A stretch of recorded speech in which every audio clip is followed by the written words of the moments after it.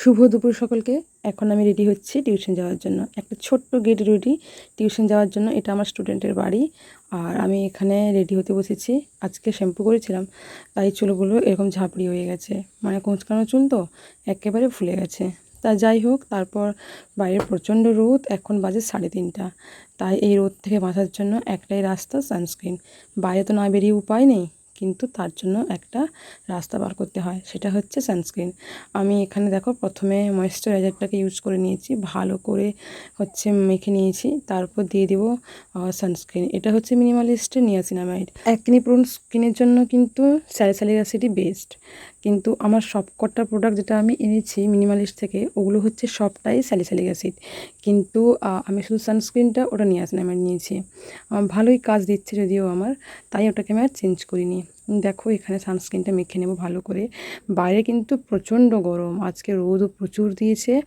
আর সত্যি বলতে 3:30টায় আমাকে বেরোতে হয় বাড়ি থেকে। আর একটু দেরিও হয়ে গেছে আজকে, কেননা আমার একটু কাজ ছিল। কাজ থেকে ফিরতে হয়ে গেছে 2:30। তারপর এসে তাড়াহুড়ো করে বেরিয়েছি খাওয়া দাওয়া শেষ করে। সানস্ক্রিনটা মেখে না 10 থেকে 15 মিনিট কিন্তু রোদে বেরোনো যায় না। তাই হচ্ছে 10 থেকে 15 মিনিট কিন্তু হাতে নিয়ে আগে থেকে মেখে নিই, একটু ফ্যানের সামনে বসে শুকিয়ে নিই, তারপর রোদে বেরোই। এতে কিন্তু স্কিনের জন্যেও ভালো। যেহেতু শ্যাম্পু করেছি, তাই স্ট্রিক্সের এই সিরামটা একটু হেয়ারে ইউজ করে নেব। তাতে কি হয়, হেয়ারটা কিন্তু বেশি, এই যে আমার যে হেয়ারের সমস্যা, এত বেবি হেয়ার, যতই চিরুনি করলেও কিন্তু সে প্রচুর সমস্যা। হেয়ার দেখেই বুঝতে পারছো একেবারে কুঁচকানো। তাই হচ্ছে আমি স্ট্রিক্সটা কিন্তু প্রতিবারে ইউজ করি, যখনই শ্যাম্পু করি না কেন আমি কিন্তু স্ট্রিক্সটা ইউজ করি। এবার একটুখানি ভালো লাগছে, কেননা চুলটা একটুখানি ঠিক হয়েছে। আর যত যাই করলেও কিছুক্ষণ পর আবার সেই একই অবস্থা হয়ে যায়। এবার চুলটাকে একটুখানি গোছালো করব, তারপর আমি বেরিয়ে পড়বো। আর দেরি করা যাবে না।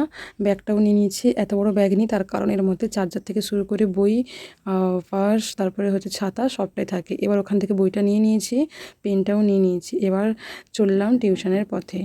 এই যে এই পথ দিয়েই কিন্তু আমি যাই। আমাদের এইদিকে রাস্তার অবস্থা খুব খারাপ, বৃষ্টি হলে একটা গাড়িও আসতে পারবে না। এইবার পৌঁছে গেছি আমার ছাত্রীর বাড়িতে। তারপর এখানে না নাগপঞ্চমী একটা ফুলের গাছ আছে, কি সুন্দর সাদা ফুল ফোটে। এই ফুলগুলো না এত ভালো লাগে দেখতে, সাদা তো, সাদা দেখলেই যেন শান্তি। তাই তো সাদা শান্তির প্রতীক। তাই দুটো ফুল নিয়ে নিয়েছিলাম, আর ফুলটাকে আমার শ্যাম্পু করার চুলে টুক করে গুঁজে দিয়েছিলাম। বেশ ভালোই লাগছিল। তারপর চললাম আমার ছাত্রীর কাছে। আমার ছাত্রীও জানে যে আমি ফুল ভালোবাসি, এই জন্য মাঝে মধ্যে ও কিন্তু আমার জন্য ফুল এনে রাখে। যাই হোক, দেখো চুলে ফুলটা গুঁজেই নিয়েছি, এবার শুরু করব পড়ানো।